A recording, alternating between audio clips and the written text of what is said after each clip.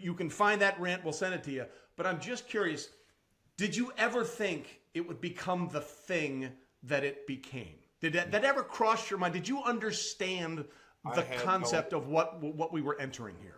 I had no idea, man. I had no idea.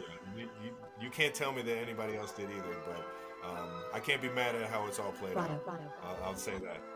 Well, if you are, you're an idiot. So good. I'm glad. And you, my friend, are no idiot.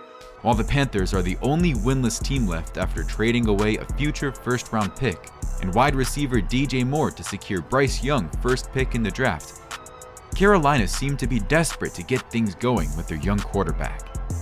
Adam Thielen was a great pick for Carolina, but more offensive help is needed if they want their young quarterback to thrive. In addition to Minnesota's poor start, the Giants and Patriots both share the same 1-4 record. Daniel Jones and the Giants may have had a slow start and tough schedule to start the season. Things could turn around in New York for the better. But as for New England, a turnaround is much more unlikely.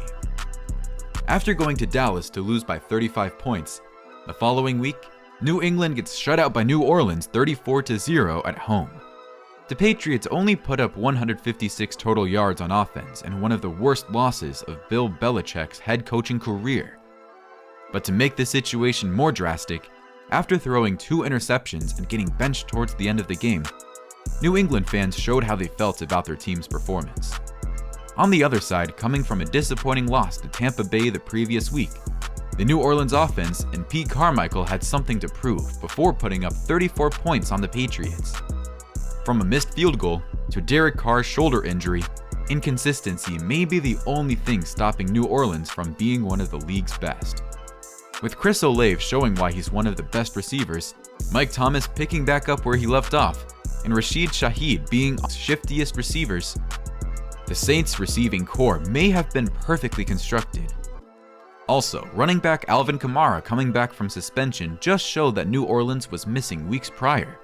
But that's enough glazing the Saints until next week. Moving on to former Saints head coach Sean Payton. He's probably still thinking about the 71 points the Dolphins put up on him, and I don't blame him. The Broncos may still be trying to put pieces together, but you can't take any credit from Mike McDaniel and that Dolphins team. The way McDaniel utilizes Tyreek Hill is hilarious, and you truly never know when he was going to touch the ball. The amount of motion plays for Tyreek is genius, but if he's the fastest player in the league, why not give him a running head start each play? Ending the 2022 season at 9-8, the Dolphins and Lions have both managed to muscle 4-1 starts. After a rough season dealing with concussions, Tua Tagovailoa is the passing yards leader through the first 5 weeks, and he's quickly elevating and proving his value in this league. Other young quarterbacks proving their worth this year so far are Texans and Niners quarterbacks CJ Stroud and Brock Purdy. CJ Stroud is having a year with the Texans, currently in 3rd place for total yards, throwing for 1,461 passing yards and not having a game where he throws under 240 yards. Words can't describe how impressive that is, especially for a rookie who was thrown into the fire last year. Moving on to 49ers quarterback Brock Purdy, leading the Niners to a 5-0 record while maintaining a 72.1 completion percentage. He ranks 2nd in the league behind Bills quarterback Josh Allen, holding a 73 completion percentage. What separates both Stroud and Purdy are their game-managing play styles and their ability to not turn over the ball. Both quarterbacks are the only 2 left that have yet to throw an interception while throwing for multiple passing touchdowns 5 weeks into the season.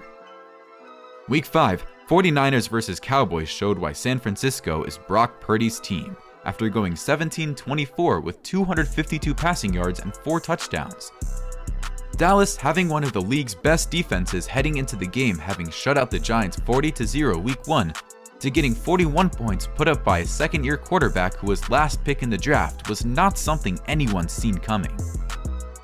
Sunday, October 1st, the Jets took on the Chiefs with Zach Wilson taking over for the injured Aaron Rodgers.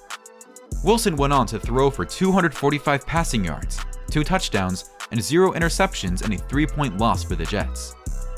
After the game, former NFL safety Rodney Harrison left comments by saying that Wilson is not a special player after outperforming Super Bowl champion Patrick Mahomes in a loss. In a post-game conference, Harrison tried baiting Chiefs player Chris Jones to agree with his comments by displaying how he felt, but the Chiefs player could not be influenced and instead defended and praised Wilson. And he's continued to lead week in and week out. But watching that tape, man, you got to look at this dude and say, oh, he is garbage. Like, we should really tear him apart. But tonight he came on and played extremely well against you guys. Yeah, he played really well. Is that people tend to forget he's a first-round quarterback. Second pick overall, yeah. Number 2. Yeah. And that kid is special. A year prior to the game, Ronnie Harrison admitted that he suffered around 20 to 30 concussions during his career. If Antonio Brown is said to suffer from CTE, Ronnie Harrison is definitely on the spectrum, showing signs of impaired judgment. While Harrison later went in to apologize to Wilson, his comments should have never been projected in the first place, considering he is on live television and most of the world is watching. From a total of 90 points being scored in a game to Taylor Swift being the NFL's biggest promoter, through 5 weeks, the NFL had never been more interesting.